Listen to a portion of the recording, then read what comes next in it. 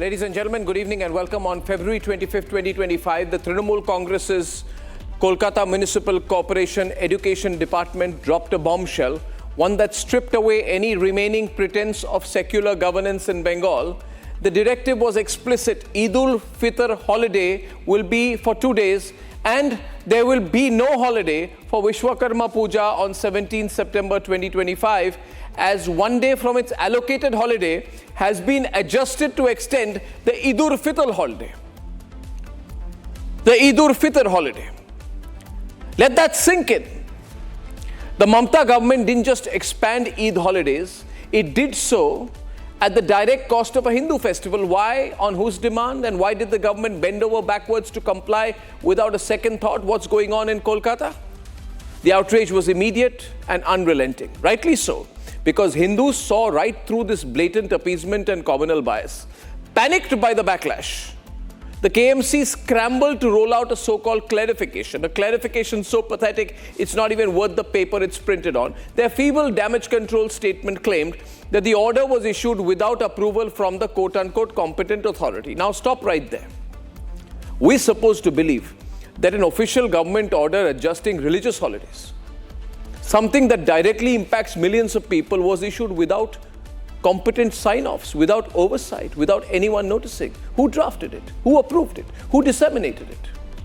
If there was no official approval, then how did the order bear an official stamp? Look at that.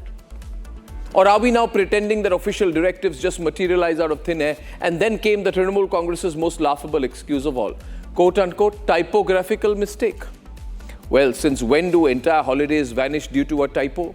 What kind of typo casually extends one religious community's holiday while erasing another religious community's holiday? Did someone's hand accidentally delete Viswakarma Puja holiday while accidentally extending it for Eid? What an astonishingly convenient slip of the fingers. Now let's be clear here. This was not an accident. This was a trial balloon. A calculated test to gauge the levels of Hindu resistance. Would anyone notice? Would anyone protest? Would Hindus once again passively swallow an open assault on their traditions, on their rights? Predictably, when the heat became unbearable, the Mamata government defaulted to its tried and tested tactic: throw a nameless bureaucrat under the bus. Now, the KMC claims that quote-unquote necessary action is being taken against the officer responsible for the lapse, unquote. But what about the chief minister? What about the ministers? What about the political party? How convenient, some low-level officers will now be sacrificed at the altar of political expediency in Bengal while the real masterminds continue their business as usual. And here's the real question. If this was a mistake, will Viswakarma Puja now be restored?